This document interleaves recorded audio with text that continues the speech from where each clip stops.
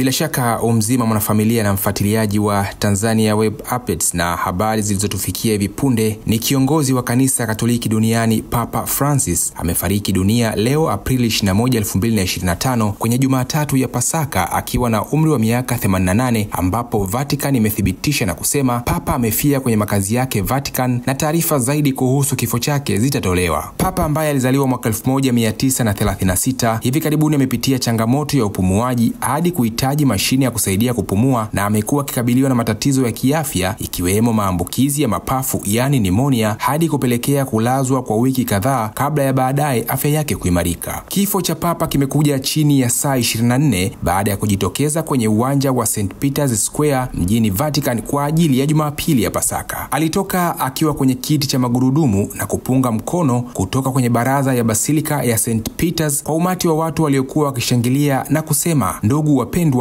Pasaka njema. Endelea kuwa nasi Tanzania Web Updates, tutaendelea kukupa taarifa mbalimbali juu ya kifo cha kiongozi huyo mkubwa duniani wa dhehebu la Wakatoliki. Usiache kusubscribe, kushare, kucomment na kulike ili kuwa mwanafamilia wa Tanzania Web Updates, lakini pia kuwa wa kwanza kupata taarifa mbalimbali kutokea hapa. Lakini pia usisahau kutuambia umeipokeaje taarifa ya kifo cha Papa Francis kwenye uwanja wa comment hapo chini.